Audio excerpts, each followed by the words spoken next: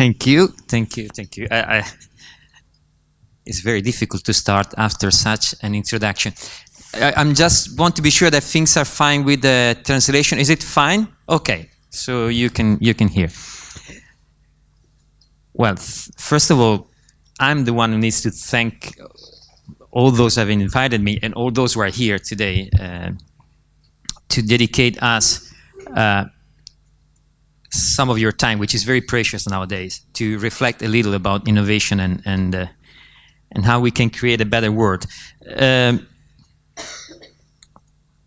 will start directly moving into the presentation, and then we come back to explain a little the path we have been doing in the last few years. But to start with, basic what we do in our team, in our research school, I would start from a very simple example, and this is an experiment. We don't do this. We don't burn down homes. No worries. This is an experiment that a professor from Chicago University, whose name is Mikhail Csikszentmihalyi, did in the 80s. He didn't burn the house of people. He simply knocked on the door of the house of people and said, "Imagine your house is burning." Okay? So imagine your house is burning. You have 30 seconds to get in, pick an object, and leave. Which object will you save? Which object would you save? And this was the 80s, so there's no phone, no mobile phone, no worries, no computers. Forget about this boring stuff. People is safe, no, the dog, the mom, the children, everything. So just an object. Which object will you pick? No object. So, okay, you're totally safe. Pictures, photos, books, diary. Okay, fantastic. And basically, the answer this professor got was like this. You know, people said the diary, the photos. I don't know. I will save this radio because I mean, this is the radio I was listening when I met my wife the first time, and you know, maybe it's not the most expensive things I have in my house, but it's meaningful. And then he wrote a book whose title was The Meaning of Things. By the way, Michael Csikszentmihalyi is a very famous psychologist. He's also invented the concept of flow. Maybe you've heard about this, that people feel good when they enter in the state of flow. But before doing this research, he was studying the meaning of things.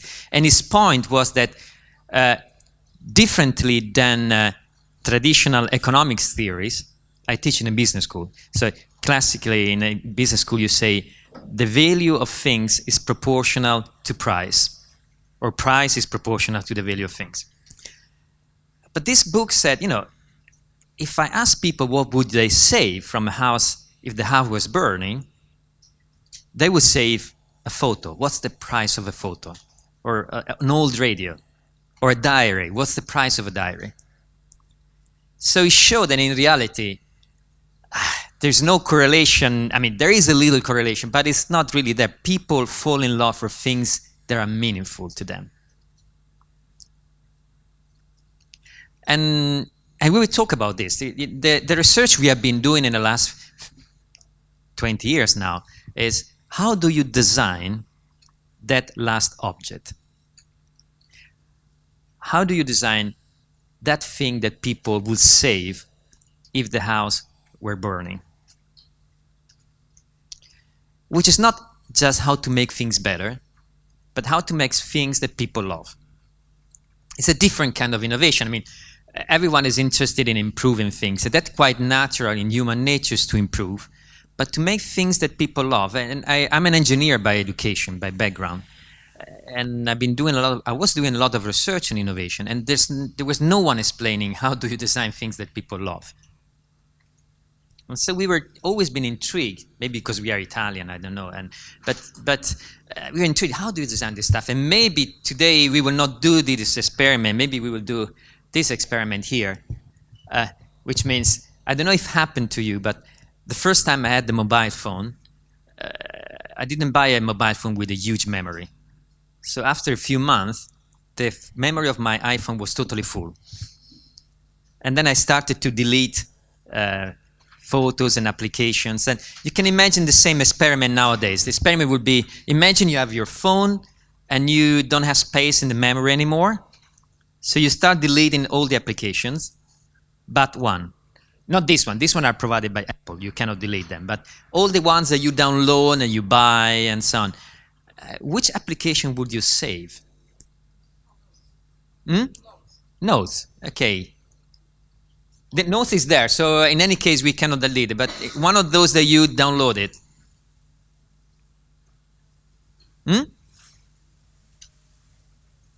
Messenger. Messenger is, yes, something you download. And how much did you pay for Messenger? Nothing. WhatsApp? Do you use WhatsApp in Poland? Nothing. Maybe you have been buying some other application, but then the application people typically save their application they downloaded for free. They will delete those they pay for, and they will say something they got for free. So again, we don't fall in love for things that is necessarily economically more expensive. We fall in love with things that are meaningful. So we will not talk about, even if I teach in a business school, and then we will talk about that because eventually we need to do business. But we will start from reflecting on how do you create that last app, the application that you will not delete if you don't have space in the mobile phone, the application you love, Messenger. Okay? So this is the field that we have been doing research on in the last, now it's almost 20 years, we have been focusing on this. And it's a quite intriguing question because really, I don't know why professors in business, they always forget that there are many innovations, but there are some kind of innovation that people really fall in love with. And how do you do that? And let me see if I can manage to get until there. Okay. What was the answer when we started? Hannah said that she contacted me 10 years ago. 10 years ago was 2007. Okay? 2007, in 2007, there was no mobile phone. The iPhone was released in 2007. I mean, a smartphone, of course. There wasn't a normal phone, but there was no iPhone. There was no Samsung, no Google, Android, nothing. Okay? The world 10 years ago looked totally different than today. And the world looks totally different even 5 years ago because at the beginning the world didn't change. So a long time ago, 10 years ago, 5 years ago, the classic answer, how do you design things that people love, is already there. It's there because the picture we had in our mind is that we live in a world that is totally dark. Now, there is a problem in front of us. We want to design something. We want to design a new piece of furniture. We want to design a new lamp, or we want to design a new application. And we struggle in the darkness. And finally, let me see if this works. It's a little slow. Come on. You can make it. Almost. It will come sooner or later. Maybe. No. Doesn't like. Okay, no. Now I went back. Of course, it likes to go back, but it doesn't like to move forwards. It's a little reluctant. One more, please. Oh, okay. Finally, we have it. That was not difficult. So the answer, if you, this is very funny. So I will do this, and then you, when you see that I'm doing this movement, you click the next one. It's wireless. So when I do this, it's wireless. It's an innovation. It's a human connection. So. It's even better, you know, we can even look at each other without even clicking the... Anyway, the answer was this one. So the answer was, if you want to design something something new, something that people love, you need an idea, okay? So every event about innovation, every book about innovation, and in the cover, everything typically had, even today, when we think about innovation, is, oh wow, the most important thing to make things that people love, to innovate, is to have an idea. And this was true in the past. And it was true even until a few years ago, until 4 or 5 years ago. But now, what we will talk today is innovation now, in this moment. The world doesn't look like this. Oh, I did it. Fantastic. So the world doesn't look like this, doesn't look dark anymore. The world nowadays look like this. Okay? We live in a world that is not a dark world. We don't live in a world that is without any ideas. I don't know what's your feeling, but the feeling I have is that we live in a world that is full of ideas. It's awash of ideas. I mean, we see it every morning when we start checking our phones. We read news, we read information. We don't live in a world where we miss opportunities. We live in a world that is awash with opportunities. So innovation nowadays is totally different than when we met 10 years ago. Innovation nowadays is doing innovation in a world that is like this. Okay, it's totally different. So it's been nice to have the introduction about the last 10 years, but now I want you to really focus on innovation today, which is totally different than innovation a few years ago. We live in a world that is like this. Okay? There are a few reasons why we live in a world that is like this. We have, first of all, there is more people who is creative around the world. I mean, 20 years ago, most of the people were working in factories. My father was working at Fiat, and we live in a society, we said, of blue collars. Nowadays, there is a study by a professor, his name is Richard Florida. It says that in urban areas, more than 30% of the population work in creative activities. We call it the creative class. We all belong to the creative class. We all use our brain to work. There's much more people being creative. We have better tools, and we have the digital technologies that enable us to access ideas wherever they are. Okay? So, just an example. This is a photo from the Gulf of Mexico. I don't know if you remember, in 2011, there was an explosion in an oil rig. Actually, it took the life of 11 people. And for a few weeks, British Petroleum, which was the owner of this oil rig, couldn't stop the spill of oil. Okay, it was the largest disaster, environmental disaster in the history of oil rigging. So they couldn't stop the spill, and the person had an idea. Why don't we set up a website so that everyone who knows how can we stop this spill can propose an idea? Okay. So in few days, they got more than 20,000 ideas for free. 20,000 ideas. Amazing. Of course, they didn't use any of these ideas to stop the spill, because 20,000 ideas, how can you simply to go through all these ideas will take 2 centuries. So eventually it was a team of experts who solved the problem. But I use this example to show you how easy today, how it is easy nowadays, is to get ideas. We live in a world that is really full of ideas. There is a website whose name is Innocentive, where companies can go there, post the problem, and Innocentive has a community of more than 300,000 solvers around the world who can propose solutions. There's a website called Design Booms. Companies go there, post problem. Then there are design students from all over the world that can propose solution. And on the average, they get more than 4,500 ideas every time they post something. IBM in 2011 they used this idea generation software, and they had 150,000 employees. So 150,000 employees participating for 5 days in a massive brainstorming exercise. So nowadays, having ideas is not difficult. I don't know, maybe it's my thing. Do you miss ideas? I mean, sometimes people say, yes, I mean, there are many ideas, but I still miss the big ideas. That's the problem. You know, which is very, in a way, is very funny, because, I mean, there are so many ideas, but I don't know why the big idea, I still didn't meet it. I mean, it's somewhere there. And in reality, in our world, the big idea is just in front of us. but we don't see it. And we don't see it not because it's dark, and now I need a finger. Okay, oops. Okay. And we don't see this idea, not because it's dark, but because there's too much light. So I can tell you, the big idea is almost over in front of you. You believe you didn't meet it, but you meet it. It's simply just too much light.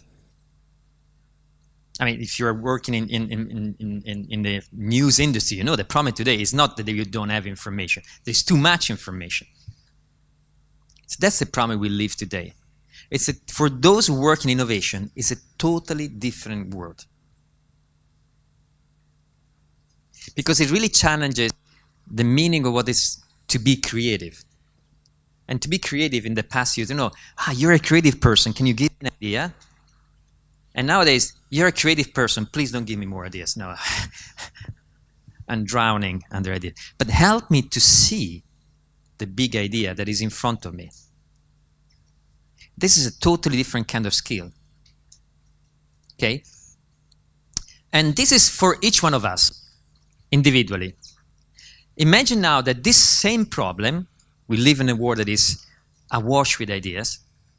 The same problem, we apply this into organizations, and organizations are done like this. There are many people, all in this world with a lot of opportunities, and they are going in a given direction. Okay?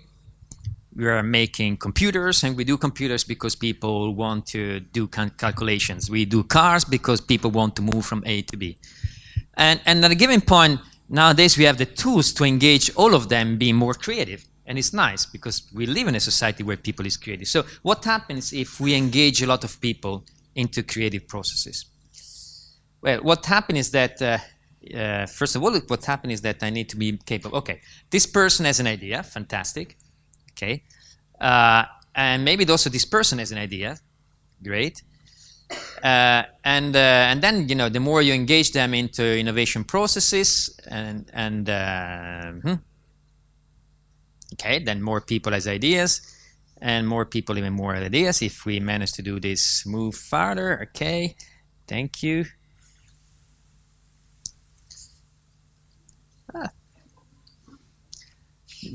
It's coming. It's just okay. Thank you. Fantastic.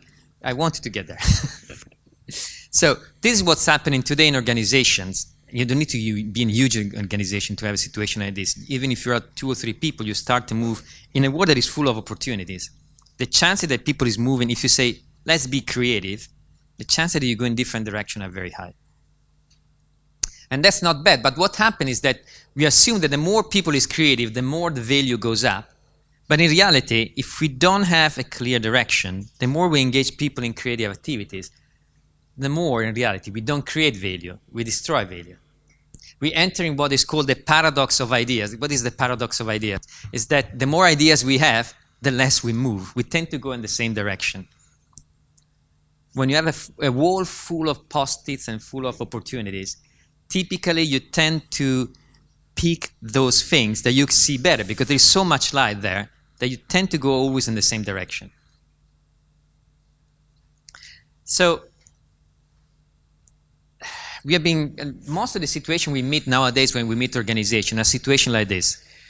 It hardly happened to me to hear a company say, we never did a creative session, we don't have ideas. Actually, they say, we have a lot of ideas.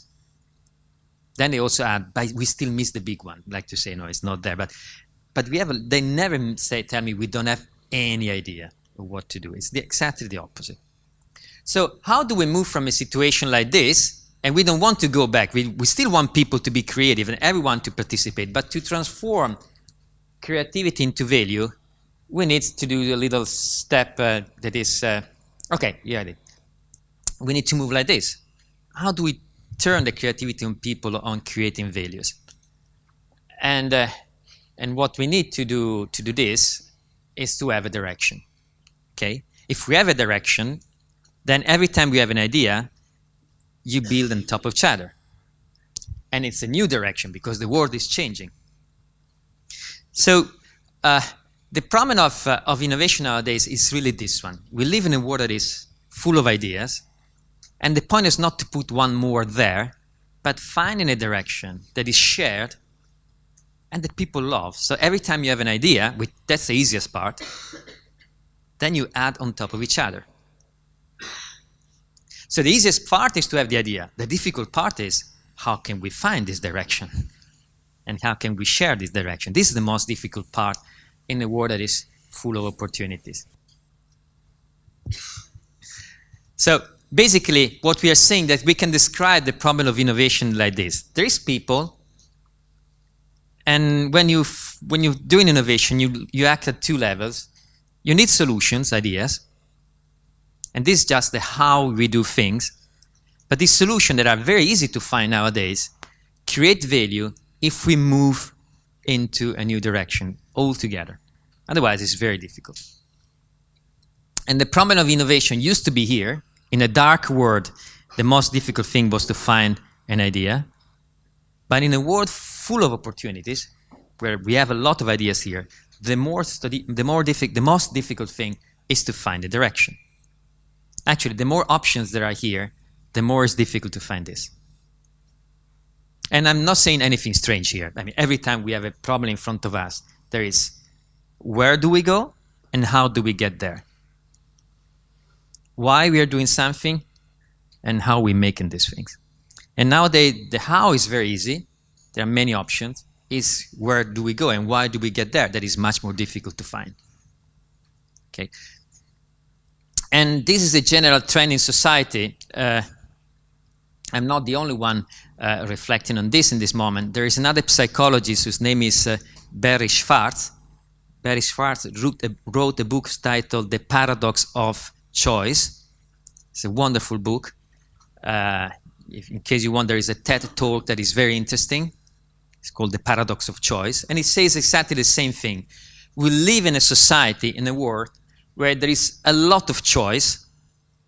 And the more choice you have, the more it's difficult to do things. Actually, people get paralyzed. Okay?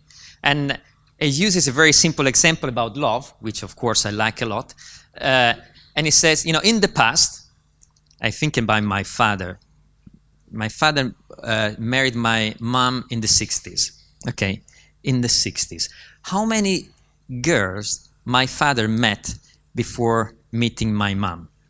I mean, just meeting, just nice to meet you, Mario Verganti. At that time, you couldn't make other things before you get married, so only meeting girls. So how many girls? I never asked, actually need to ask him, but I wouldn't be surprised. He probably met, 20 girls, maybe some classmates. At that time, he just went to elementary school. And then he was a blue collar at Fiat. So how many women were working in Fiat in the factory? Almost none. So it was even lucky he met my mom. So I'm happy he met her, because otherwise I wouldn't be here. But nowadays, look at you. I mean, we have a chance to meet 20 girls or 20 guys in a second. I mean, it's not difficult to meet girls and guys today. And if we have a problem, we can go to Facebook, and we have hundreds of friends there. And if we really have problem, we go on Tinder, which is a website where you can meet. If you don't know it, there is a website where you can meet girls and guys, and you can meet people. And so you don't have a problem to meet girls and guys today, isn't it? And yet people don't get married anymore. Isn't that amazing? People went married in the past, even if they have a few small choice. And nowadays we have all the choice of the world. We can meet wherever you want, and we don't get married. So the solutions in the past, the problem is very, very interesting, because my father never asked himself, should I marry? Of course you marry. In Italy, if a woman didn't get married, it was called zitella, which was not a very nice word. I don't know what's the word, which basically means, doesn't anyone want you? Okay, of course you get married. And the guy was the same thing. So the problem in the old time was the solution. Who should I marry? I mean, there was a small choice. Nowadays, we have all the choice of the world, and people say, but should I really get married? Should I marry a girl or a guy? how many girls and how many guys should I marry, and one or two simultaneously. I mean, now or later. So that's the point, isn't it? The more choice we have, you say, oh, that's a nice girl, but I mean, Barry Schwartz explained very well why this is happening, and there are very psychological reasons about that. For example, the more choice you have, the more the first option and the second option are very close to each other. So that's a nice girl, but also this one is not so bad. So there is a sense of regret, okay, or I mean, this is really happening, so it's very natural. So there are many reasons why the more choice we have, the less we know where to go. And the same happens with ideas. Okay, so we do innovation in a world that is like this. We do innovation in a world where the big problem is, how do we nurture a new direction? How do we understand where to go in a world that is awash of opportunities? That's the problem in innovation now. It's not the ideas, it's the direction. Okay, that was a very long introduction to get here. This is the question we will discuss today. Is innovation in this world, that is a world awash with ideas. So how do we create this thing that people love, that last object? And the problem is not to have an idea, that's easy today, but to understand the direction. Because the last object that we will save is in front of us, but we don't see it. So how do we do that? And the way we do this, we work like this. We work in a business school, and if you do research in management, we don't have a laboratory. We cannot do experiments. So the only way to learn and do research is to work with organizations. So in the last 15, 20 years, we have been working a lot with organizations all over the world in any industry. This is just a few samples. There are business to consumer, business to business, products, services, every possible instance. And what we do, we write articles, and then companies see what we do, and then say, oh, nice, can we do the same? We try, we have been crazy. And we have been lucky to meet the last 15 years, crazy managers and crazy entrepreneurs have been believing in us and enable us to do experiments. One crazy entrepreneur is sitting here, and he's not there because you don't see Vox there, because Vox is here. Is inside this article. We had the chance to tell the story of the project we did together in Poland, because these crazy people here believed that we were good. They didn't know that in reality we were learning along the process. So, but then we learn, and then we share what we did here with Vox. I will not tell the example of the project we did, because usually it's not nice to talk about what you do in your home. So, but it's been an amazing example, because we managed to talk. I mean, there was Harvard Business Review. Harvard Business Review typically talk about Google, Apple, IBM, and we took a company from Poznan, Vox, to say, no, you know what? There are innovative companies that are even not just in California, they are even here. You can do amazing stuff that is really at the frontier of knowledge, even if you're not there. It's possible. Okay, so it was a great pleasure to bring the story, and of course then people saw what we did with Vox and say, can we do the same? And we keep doing this kind of interaction. So we will share now what we learned in the last 15 years, and I will follow this kind of sequence. I will start from the concept of love, of course, because I'm Italian and I'm expected to talk about innovation and love, but because this is very, very important. Okay. And the second one, I would say, okay, if we want to create things that people love, what are the principles? What is the mindset we need to adopt? And I will talk about two kinds of mindsets that we need. And it's a mindset that is totally different than what we saw in the past about innovation and about being creative. So it really challenges the meaning of what does it mean to be creative. And then we will talk about the process. Actually, we will not talk about the process in this seminar. I will give you just a few hints, but then we will have a workshop in which we will dig into the process, okay, with those who will stay here with us. So, ready? That was a very long introduction, because I'm Italian, slow, and so let's start from love, okay? Okay, let's start from love. Oh, fantastic. In the last few years, I've been spending most of my time in Sweden, and it's fantastic.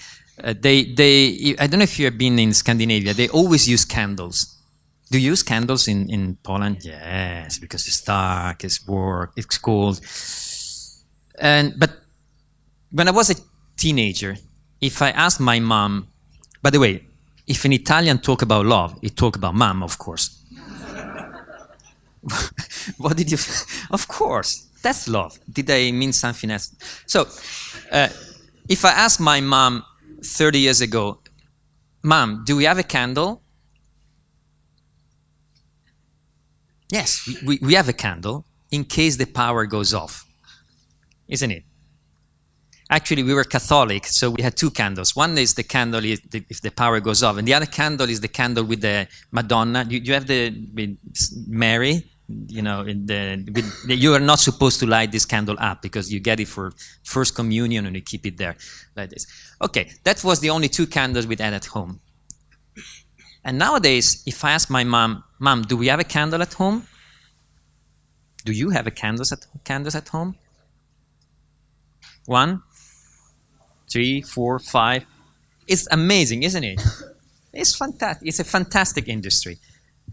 And it's fantastic because in reality, I know it's totally stupid because in case the power goes off, nowadays we have our phones, there is the torchlight in the phone. You don't even need to search for the candles in the darkness. It's there.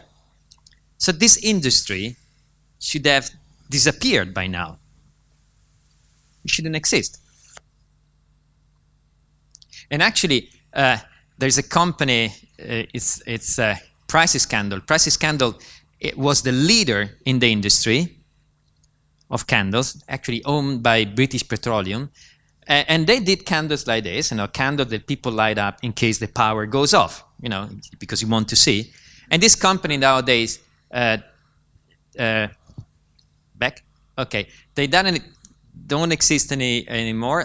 Now we need to find some code. One back, please. Back. Okay, fantastic. So this company doesn't exist anymore. They filed for bankruptcy at the end of the 90s.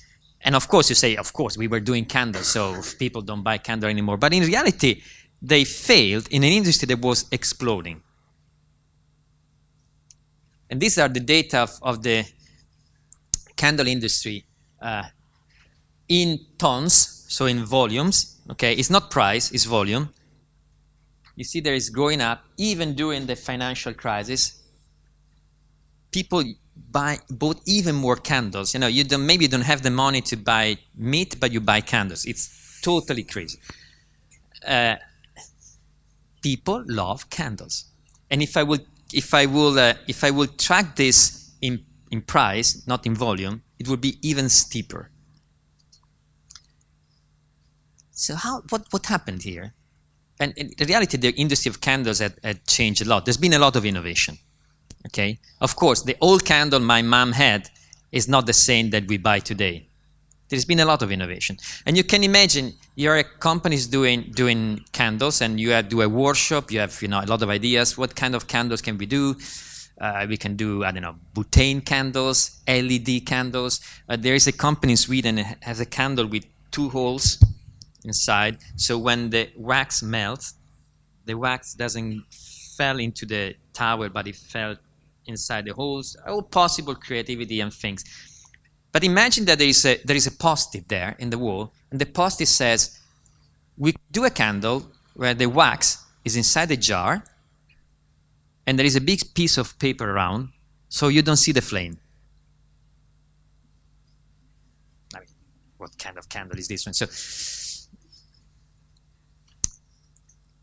And this is a candle with the wax inside the jar and a big piece of paper around. I don't know if they are selling here in Poland. You have Yankee candles here. They are market leader in the segment of premium candles. One back. Okay, thank you. And this is very funny. This is the male version. So they have different kind of lines. So this is for guys. You see there is riding mowers, because probably guys like the smell of grass when they cut the grass. There is first down. I don't even dare to think what kind of smell is this one. And this is the man town, which is probably the smell of beer when you watch TV. But that's the point. There is a lot of innovation here. The innovation is people will not love candles because in case the power goes off. This is not the candle you light up if the power goes off. People will love candles because they create a cozy atmosphere in your room. Actually, you want to make the room darker with a better fragrance, because this is all about the fragrance of candles, of course. And if that post-it doesn't make sense, because if you want to create a candle that illuminates better, this candle is totally crazy. You don't even see the flame here. But if you want to make a room cozy with a nice fragrance, this is totally meaningful, because there is a jar, the fragrance stays inside when you're not using the candle. The big label in front shows you what is the kind of atmosphere you will create. Okay, so I use the example, which is very, very simple. Then we will do something a little more complicated to show that we go back to the example, to the diagram I had before, that people need solution to be innovative and a direction. Okay, and we said finding solution is very easy. You can do candles with the holes. You can do candles with LEDs. You can do candles with, butane, new materials. They last longer. But the innovation of Yankee Candle is not here. The innovation of Yankee Candle is a new direction. It's a different why people buy things. What I say is a different meaning. In the past, it was, Mom, do we have a candle? Yes. Why? In case the power goes off. Nowadays, it's, Mom, do we have a candle? Yes. Why? And the answer is different in terms of why. It's not, again, in case the power goes off and I illuminate better, which is an innovation here. No. Yankee Candle changed the meaning. I have a candle because I want to welcome you in a cozy room. So the innovation of Yankee Candle is not at this level, it's at this level. It's a new direction. And this direction is not better. It doesn't illuminate better than other candles. Actually, it illuminates worse, but it's more meaningful to people. Okay? So when we think about innovation, so this is a very simple example to say that when we think about innovation at this level, we search for something better. A candle that illuminates longer, that illuminates better, more light, because the power went off. But when we move at this direction, when we search at this level of where should we go, what is the new direction, we work at the level of why we do things.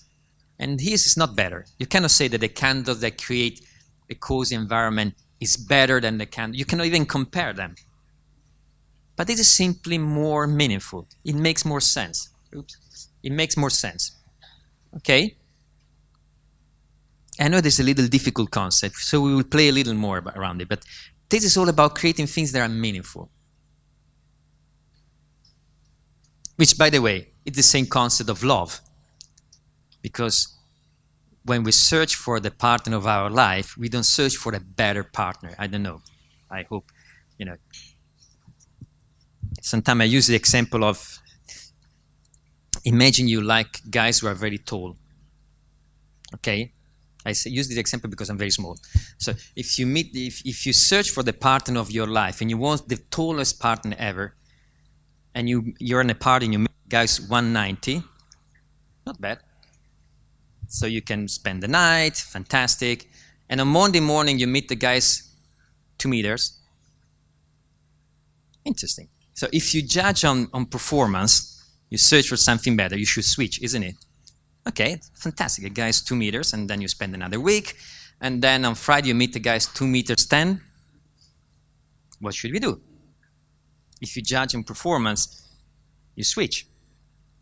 And then one day you meet the guy's 2 meter 15. 2 meter 15. I will marry this guy. Okay, that's 2 meter 15 is the top of the performance. And then maybe you get married. But if you really get married, you will be sad for the rest of your life, because maybe in Mongolia there was a guy who was 2 meters 20 and I never met him. That's the big idea. Okay. There is always something better. So if you search for performance, you will never get married. The person you meet is not better, it's meaningful. Then when you do this, then you fall in love. And even if you meet the guy is 2.20 meters, who cares? I don't care. I search for someone who is meaningful to me, not is better. Which means you're lucky because the person next to you will not search for someone better, but someone just meaningful. Okay? So the concept of meaning is a little tricky to understand. It's not about how we do things better, but it's why we do things. Okay? So let's make some little more sophisticated example. So we started from the candles, was very, very simple. Let's move into a more sophisticated example. This is a thermostat, okay? And there is a lot of technology inside the thermostat. If we use our diagram there, the meaning is what's the meaning of a thermostat? Remember, the meaning is the why. Why people buy a thermostat? They buy a thermostat because they want to control the temperature, okay? Fantastic. And you can see there is a lot of innovation here. Thousands of engineers providing us a thermostat that enable us to control the temperature. So you can have, days of the week, different rooms, the humidity. You can control everything here. I like this. It says it simplifies programming by responding to your choices. It's very simple. You can see. It's totally fantastic. I mean, there is a lot of technology inside here and a lot of engineers working on that. A few years ago, another company came into the market because they realized that people don't love thermostat. Do you love your thermostat? And then you don't make love with thermostat, but people love this. Okay, people love this. This is a thermostat called Nest. I don't know if they are already selling this here in Poland. They are getting it to Europe now. This company, Nest, has been founded by two former managers of Apple. One is Tony Fadell. Tony Fadell is the inventor of the iPod. He left Apple in 2010, and in 2011 he founded this company because he was thinking, my God, the thermostats are so boring. And he did this thermostat, which is not better than the other ones at all. Because this thermostat doesn't enable you to control temperature. You can't program it. It's exactly the opposite. The only thing you can do here is to switch it off and switch it on. That's the only thing you can do. Okay? But it's a clever thermostat. They call it learning thermostat because it tracks the patterns of how you use the thermostat. So it's Monday morning, you leave 8 o'clock, you switch it off. Then at 5 o'clock, you get back home, you switch it on. Then on Tuesday, you leave at 8 o'clock, switch it off, and then get back home 5 o'clock, switch it on. And it's learning, and slowly, it learns the pattern of use. You don't program it, it learns by itself. Okay? So you say, okay, these people leave at 8 o'clock in the morning, I will switch off myself at 7:30, and I get back at 5, I will turn on myself at 4:30. And it's not, in terms of precision, this one is better. Because imagine tomorrow you get back home at 2 o'clock. It's cold. So this guy, what do? You know that tomorrow you will get back home at 2 o'clock. So the night before you get there and then you program it. Tomorrow I'll be here at 2 o'clock. And it's perfect. Okay? This one instead, if you get back at 2 o'clock, you can't program it. He has a sensor. It's clever. So it realizes that you're getting back home, but it takes a while before you warm up the house. So it's not totally perfect. But what's the meaning? Do you prefer to spend the night before there programming while your children are playing there? Or you prefer to get home, it's 2 o'clock, you know what, it's cold, I hug my child. That's another way to get warm. What's more meaningful? Okay? So you get the point about the meaning of things. So this is not better if you're searching to control temperature, but it's more meaningful if you want to have a better life. Okay, so this company has been sold to Google for $3.2 billion. Okay, because people love this thermostat. You can love a thermostat. is the largest acquisition that Google did ever. So you can have meaning in very technical devices. You can have meaning in any industry. You can have meaning in the digital world, of course. We have been working a lot in the past few years with Gucci. Probably know Gucci. They do bags and shoes and all these kind of things. And one thing that we are realizing, and they are realizing, is that fashion in a world like the world we live, that is totally digital, is changing a lot. I don't know what happens to you, but if you buy a fantastic pair of shoes or a fantastic bag by, like, say, Gucci, what do you think people do? What's the first thing that people do when they buy a bag of Gucci nowadays? They take a photo and post it on Instagram. And they go to a party. So what happened the second time they want to go to a party and they want to take the same bag? Now everyone knows that I have a bag and I've already been posting this on Instagram. So if I go to a party with the same bag, everyone will say, I've been seeing this around.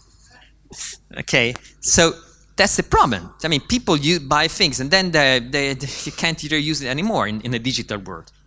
So they are starting to realize that, especially in the high-end part of the industry, selling a bag, you spend maybe 3,000 euros for a bag of Gucci, doesn't make sense anymore. And in reality, the meaning of fashion is changing. This is a company called Rent the Runaway. It's an American company because they have been faster to understand what is meaningful to people. And they rent clothes, not lower level, not very high-end clothes, because the more you go up in society, the more you go to high-end things, the more if I really want to use a Gucci stuff, then I don't want to have it forever. I want to have once the Gucci, once Armani, but every time I rent it, I post it on Instagram, and then next time is another one. So the meaning of owning fashion is becoming old. By the way, we are getting there with furniture. So there's a huge change in the world of furniture. Not in the product, but in the way people think about furniture. Totally changing. So it's not, I mean, the fashion is the same, the clothes are the same, but what they change is why people buy fashion.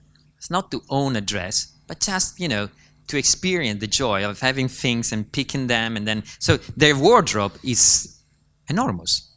It's the Spotify of fashion. Why should I have records and limit myself to those records? Whenever I want, I pick it.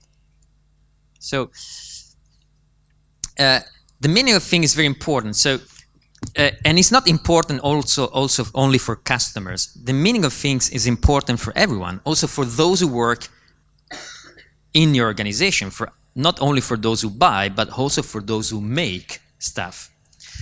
This is the title of a conference. Every year, professors in management meet from all over the world in a conference called the Academy of Management.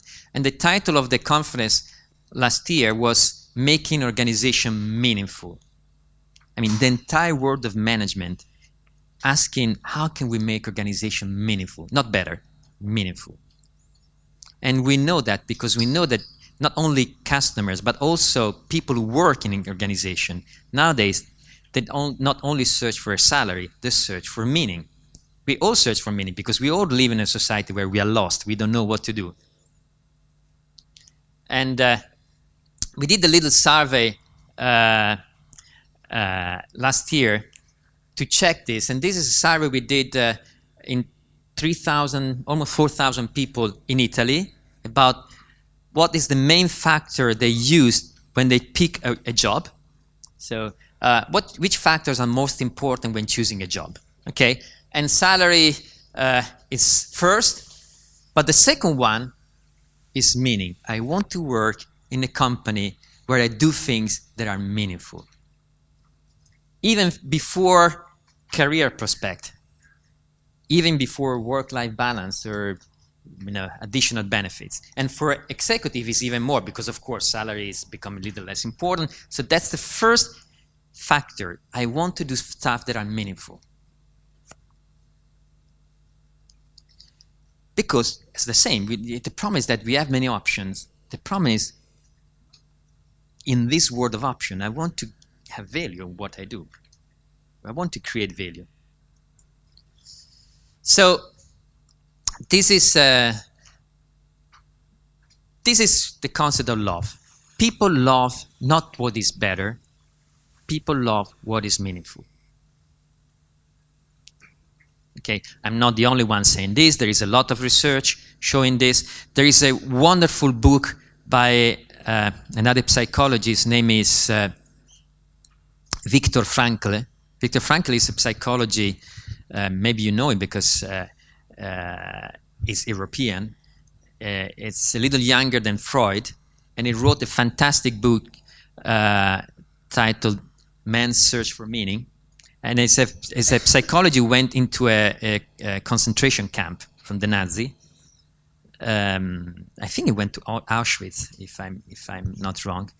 And he tells this fantastic story that when he was there, he was a psychologist, so he was observing what was happening around, and they say people who search for happiness, doing things better, were totally lost because you couldn't find happiness in a concentration camp.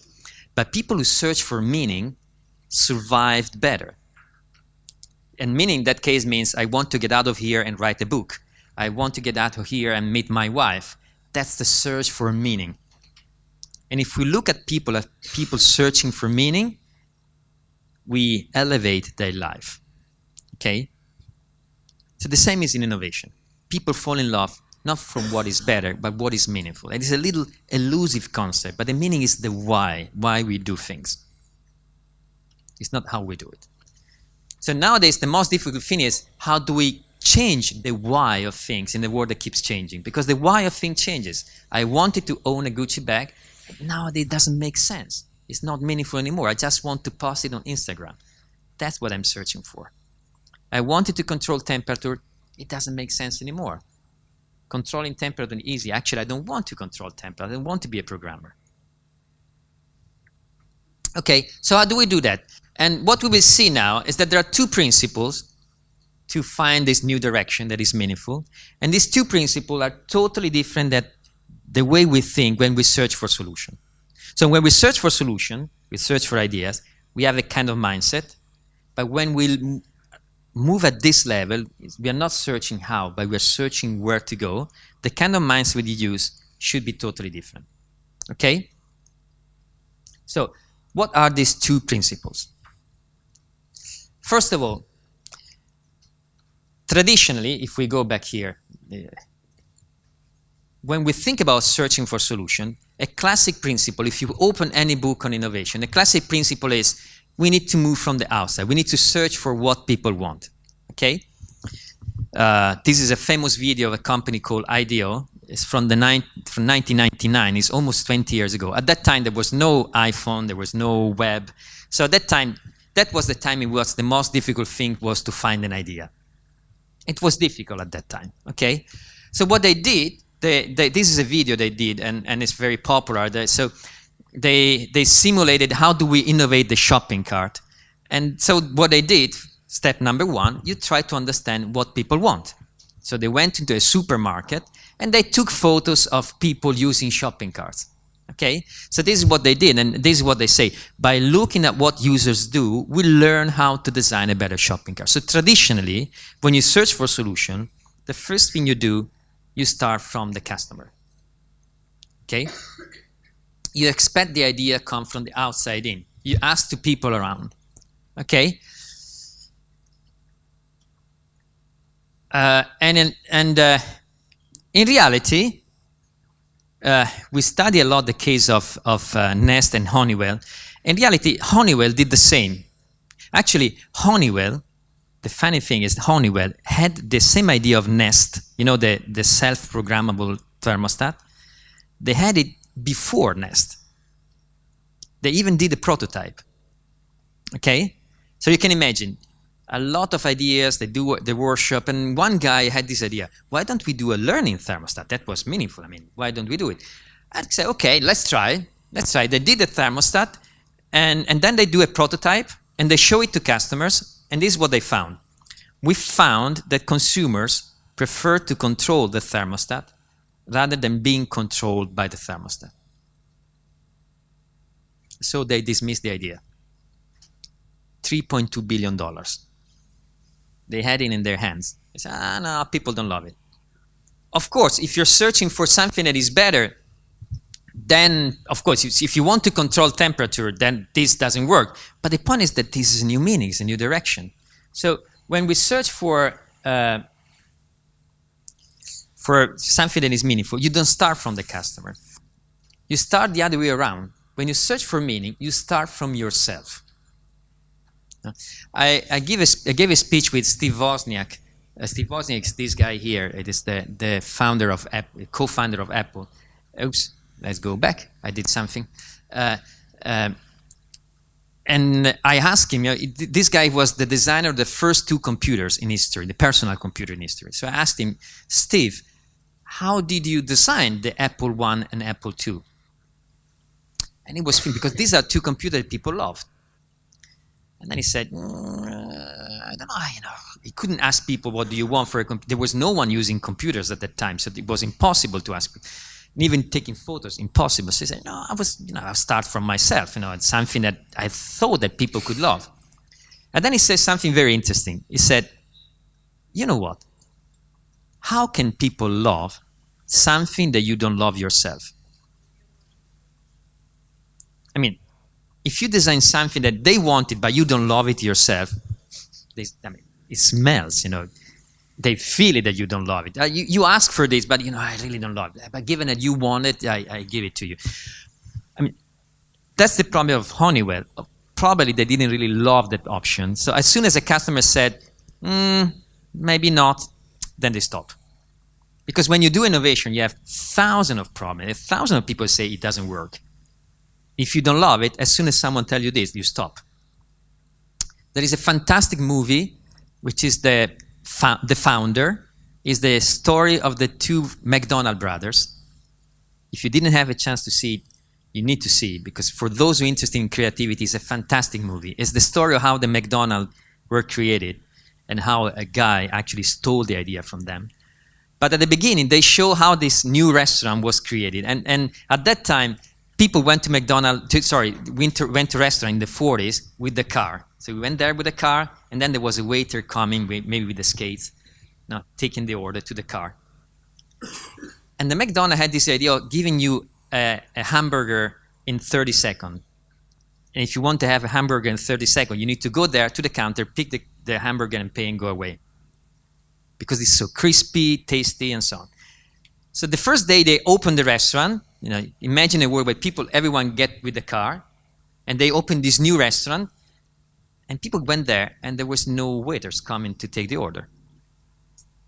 And then one of the brothers went there and said, no, you need to go to the counter to order your hamburger. People said, well, should I come to the counter? Are you totally crazy?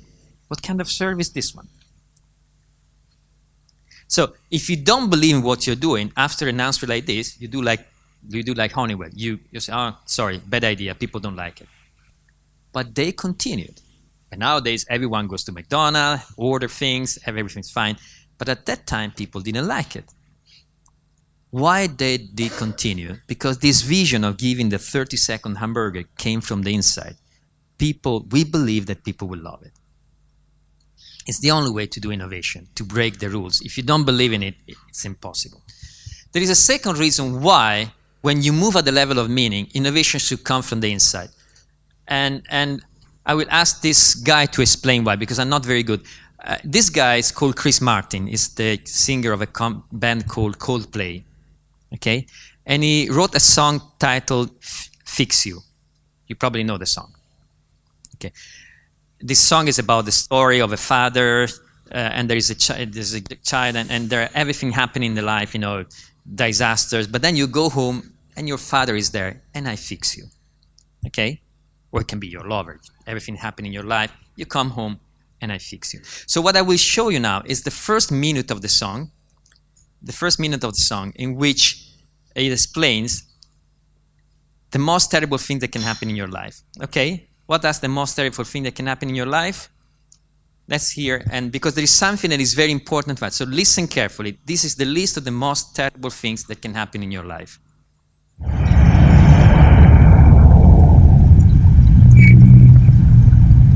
When you try your best but you don't succeed.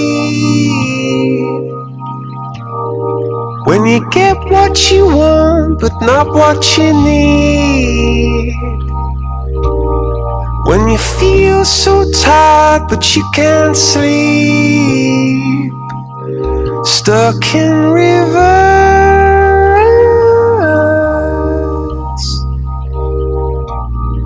And the tears come streaming down your face. When you lose something you can't replace. When you love someone but it goes to waste. Could it be worse?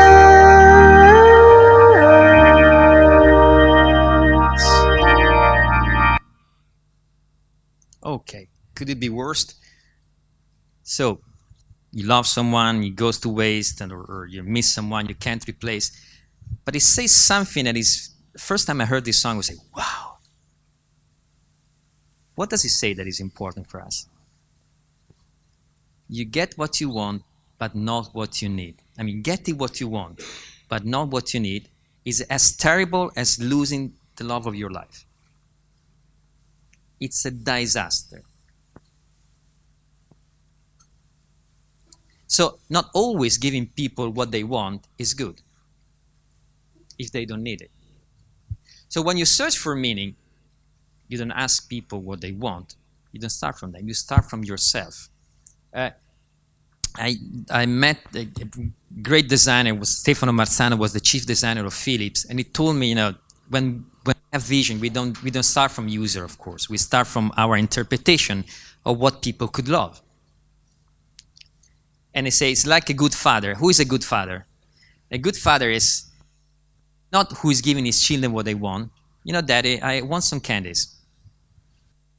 What do? You give them the candies? Or maybe you say, you know what, why don't we take a walk? We go down there at the Concordia design. There's a nice cafe in Concordia design, and we can offer you tapioca. And this morning I had tapioca and something else. And it's still sweet and good. It costs me more. It takes more time, but it's more meaningful for you. So we as leaders, as managers, as entrepreneurs, as designers, we have the duty and the responsibility to give people not what they want, but what is more meaningful to them. And who can decide this? I mean, it has to come from us. We are paid for that. We are not paid for giving people what they want. We are paid for giving people what they need. And nowadays, giving people what they want is very easy. It's like giving candies. Giving people what is meaningful is much more difficult. And it's not for us. It's like a good father. I will save money and time if I will give you candies. But I do take a walk, go far, and I give you what I believe you need. It's my interpretation. Who else? I'm the father. I mean, I'm here. I'm paid for that. Otherwise, I'd better not to be a father, or better not to be a manager, better not to be a designer. We need to take our responsibilities. So this is the first principle. I will take 3 minutes to explain the second principle now. The first principle is that innovation, when you move at the level of direction, it doesn't come from the outside. It doesn't come from customers. It doesn't come from outside. It needs to come from you. It's your interpretation of what people could love. That's the first big difference. Totally different than what we think when we search for solution. It's inside out. It's a process of leadership.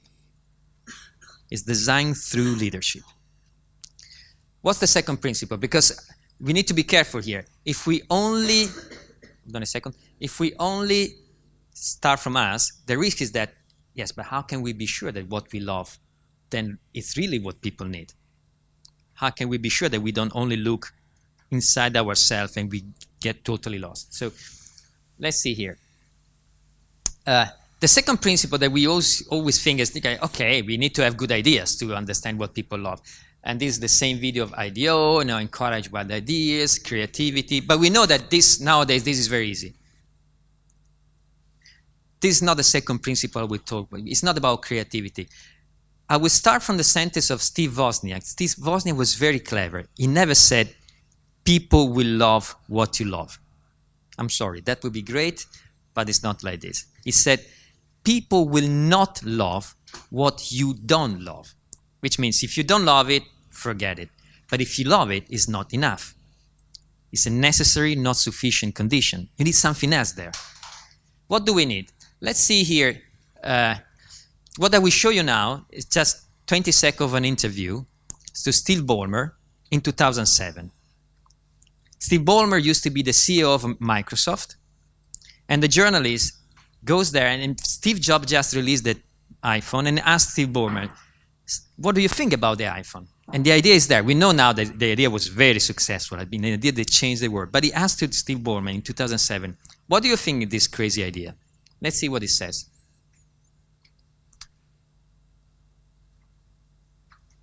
Steve, let me ask you about the iPhone and the Zune, if I may. The Zune was getting some traction, then Steve Jobs goes to Macworld and he pulls out this iPhone. What was your first reaction when you saw that? $500 fully subsidized with a plan? I said, that is the most expensive phone in the world, and it doesn't appeal to business customers because it doesn't have a keyboard, which makes it not a very good email machine. I mean, nowadays we laugh, but at that time I was thinking exactly the same. I will never buy an iPhone. $500 for a phone. I mean, it's totally crazy. But it's not a phone. It's another direction. It's not a better phone. It's a totally different thing. It's an entertainment device. And it doesn't have a keyboard. I remember myself, I will never, but how can you write emails? It's not an email. It's not an email. If you're searching for an email machine, don't buy an iPhone. But it's not an email machine. So when you search for a new direction, having ideas doesn't make any difference. You can have thousands of post-it. You have this fantastic post-it about a candle inside the jar. You don't see it. It is in front. The big idea is in front of you. You don't see it because you're searching there instead of searching here. So how can we need to reframe the way we look at things. We love it, but we need to love new things. How do you do that? This is very interesting. Let's go back to this example because we understand from the example what's the problem here. You remember the problem of Honeywell. They did it first. Why they didn't see it? I mean, the idea was there in front of their nose. They had the idea first. Why they didn't see it? And let's see the name. This person is Beth Wozniak, President of Environmental and Combustion Controls. So if your role is that you're the President of Environmental and Combustion Controls, guess which kind of word you are more sensitive when you do user analysis or when you ask people around. Control, you see, that this person said, maybe you listen to 1,000 of things, but you only listen among the 1,000 things that these people tell. You're only more sensitive to what you're waiting to hear for that word. Of course they didn't do it. How can you do something like that if you're, maybe they simply did the prototype because it was an engineer wanted to try, okay, let's try it. But as soon as you see it controlled, you see, it didn't work. People don't like it. So the problem is to change the glasses, to reframe the glasses that we used to look at things. So what we need is not more ideas, we need criticism. The only way to reframe the way we see at things is to be critical. And critical doesn't mean to be negative. It's like a critic of a movie. Whenever we do a critic to a movie, we can have good critics or bad critics. But the critic always trying to go deeper, to look at things in a new way. We need to be challenged. Okay? This is a philosopher, an Italian philosopher, his name is Umberto Galimberti, says, to understand a world that changes, because the world changes, we must revisit our myth, because we have myth. Every organization has its own myth. In Politecnico di Milano, we have a myth which is no pain, no gain. So if you don't study, if you don't suffer when you study, it's not a real degree. You need to suffer to get your degree. That's the myth of universities. Maybe in the past. So the myth prevents you to see a world that is changing. So, and how do we change the myth? We need to challenge them, to be criticized, okay? We need not to have more ideas, but we need to cure the ideas, we need to cure the ideas that we use to interpret life. So let's see how the two guys of Nest did it. These are the two founders of Nest. And they didn't do any brainstorming, they didn't do anything. They just met in a restaurant. And this is Tony Fadell, and this is Matt Rogers, this is Tony Fadell, the inventor of the iPod. And they met in a restaurant, and this is what they said. Tony, I want to start a company, and I want to start a company with you. Nice, they knew each other before. So, what do you want to do? I want to build a smart home company. You're an idiot. Doesn't look like a brainstorming session. No one wants to buy a smart home. Smart homes are for geeks. And it's not dismissing the idea, because they even build a company together. So it's not dismissing it. It's simply saying, interesting, but let's build a company together. But I don't believe that people want a smart home. That's the language of engineers, not the language of people.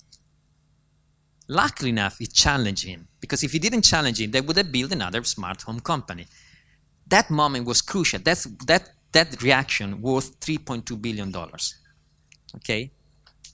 It turned the direction. You need to be challenged. So that's the two slides. One back. Okay. Oops. We are doing two. So we need two principles when we search for direction. We don't move from the outside. A new direction comes from our interpretation of what is meaningful to people. But to be sure that we don't always go in the same direction, we need to be ready to be critical to ourselves. We don't need more idea. We need to cure the idea that we use to interpret life. Okay? So it's critical reflection. And how do we do that? Very simple.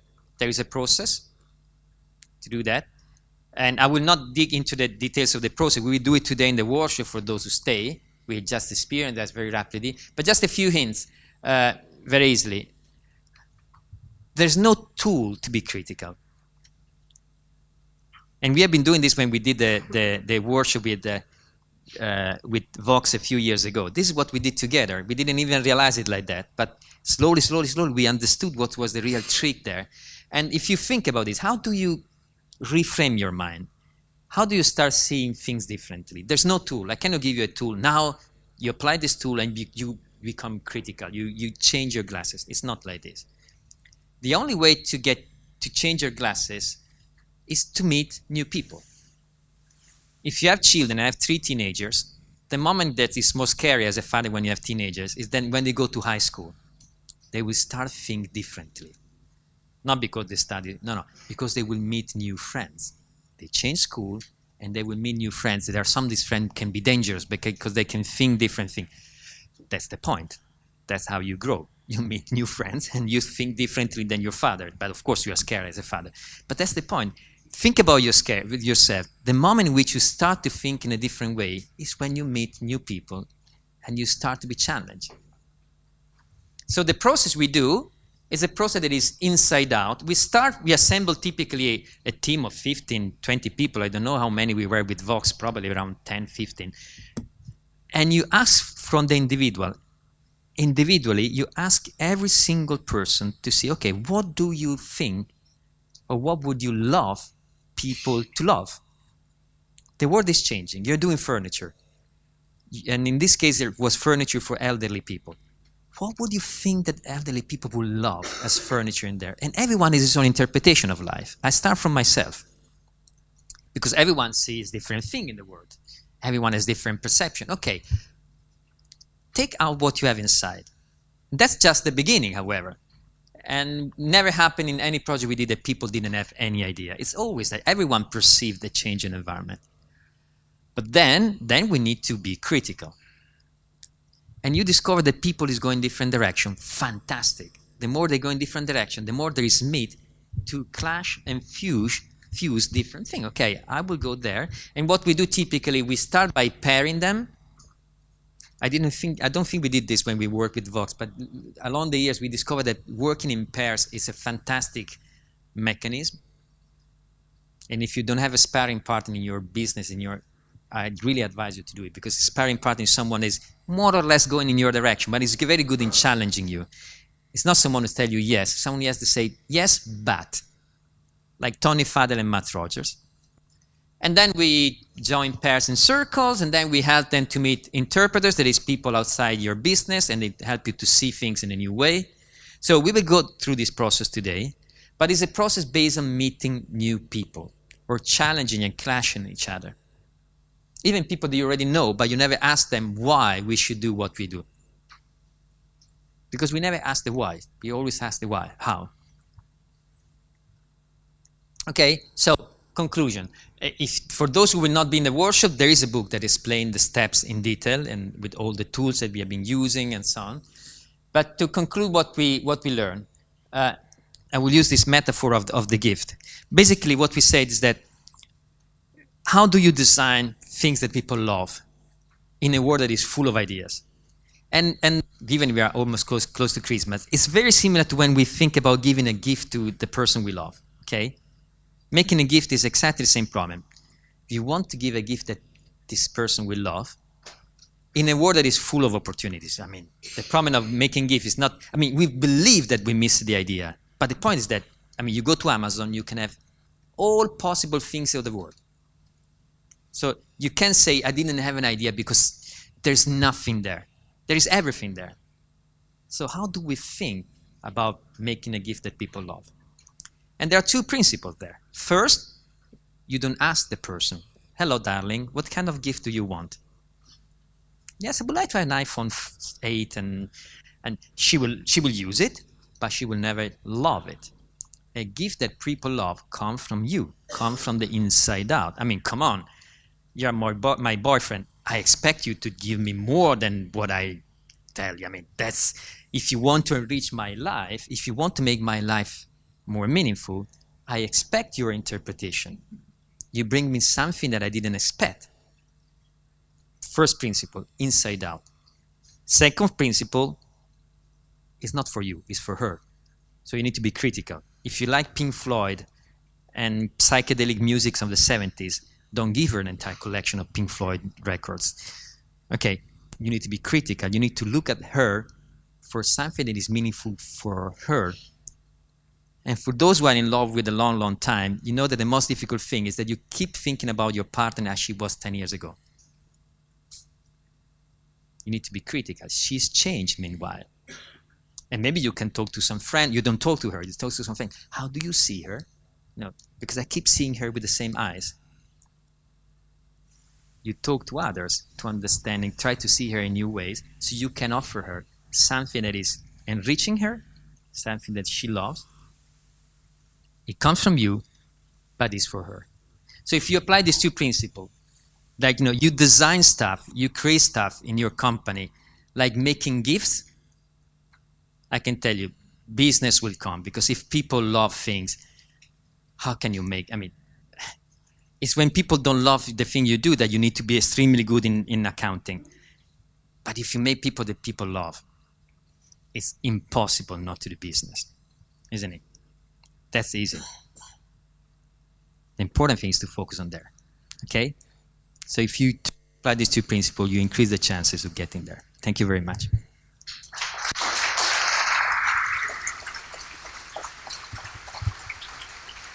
Sorry for being a little bit down. Yeah.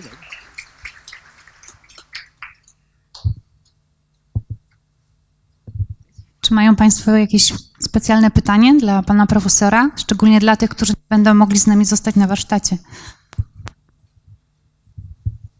Hello and thank you for the lecture. My name is Marta and I'm a researcher, and I like very much the idea of a gift, but I have a question concerning it.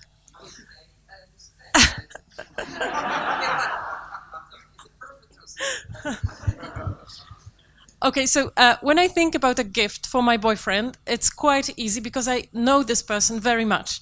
I can also talk to his friends and then I broaden my perspective. But then when I want to design something for a very very large audience, let's say, I don't know, for 5 million people. I don't know them. And of course, I can talk to a couple of interpreters, but do you think this is enough? I ask that because I'm a researcher, and I'm wondering if you see space for research in your idea.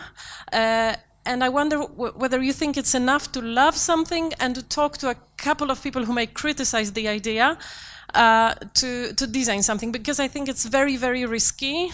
Even if you believe in something, even if you find people who are very wise and they may help you, not to observe people as a larger group, let's say, and not to ask more people about it, not to ask customers,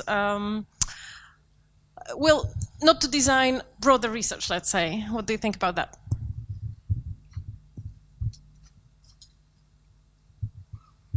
It's a very good question.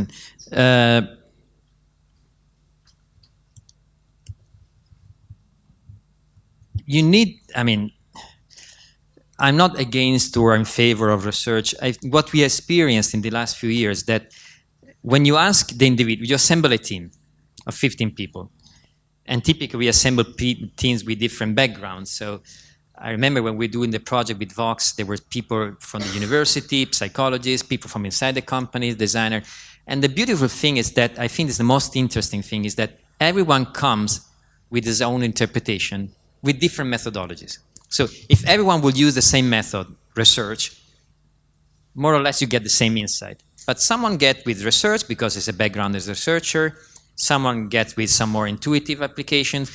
I remember at that time when we were working with Vox, and the big change in meaning there was, eventually the output of the project was a bed, and which I didn't tell today, but I always use this Vox example all over the world because it's a fantastic change of meaning. You know, the idea that a bedroom can be a more social space, because usually in the house a bedroom is something hidden there. You know, it's very funny when you get into a home and you show your home to all your friends. There is the bathroom, the kitchen, but the bedroom is always hidden there. No one knows what happened inside the bedroom.